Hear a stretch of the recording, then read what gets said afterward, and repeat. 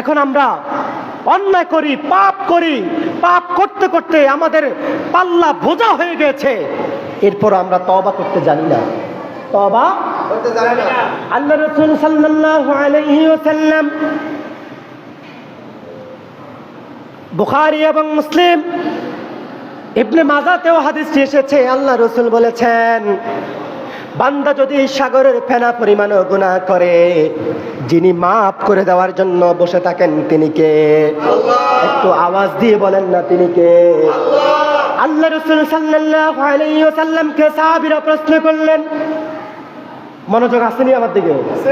সাহাবীরা প্রশ্ন করলেন, ইয়া রাসূলুল্লাহ সাল্লাল্লাহু আলাইহি ওয়াসাল্লাম, আল্লাহ পাক রব্বুল আলামিন বান্দার সাগরের ফেনা পরিমাণ গুনাহ মাফ করবেন কি দোয়া পড়লে, কি করলে?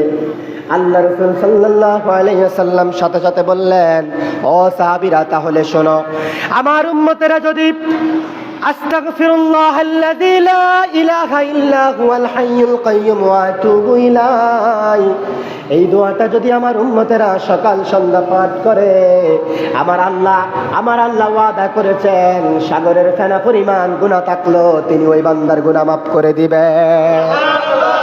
বিশ্বাস করেন, বিশ্বাস করেন, বান্দার চোখের পানি আল্লাহর কাছে এত দামি, এত দামি। আল্লাহ রাসূল বলেছেন পৃথিবীর অন্য কিছু এত দামি নয়, বান্দার চোখের পানি আল্লাহর কাছে যত দামি। এজন্য আল্লাহ বলেছেন, বান্দা বান্দা তুবু ইলাল্লাহি তাওবাতান নাসুহা, তোমার তাওবাটা যদি একনিষ্ঠতার সাথে হয়, যদি আমি আল্লাহ বুঝি তুমি একনিষ্ঠতার সাথে, ইখলাসের সাথে, খুলুসিয়তের সাথে তুমি তাওবা করেছো, জীবনে আর কোনো পাপ করবে না, জীবনে কোনো অন্যায় করবে না, জীবনে তোমার হাতে সুদের টাকা উঠবে না, ঘুষের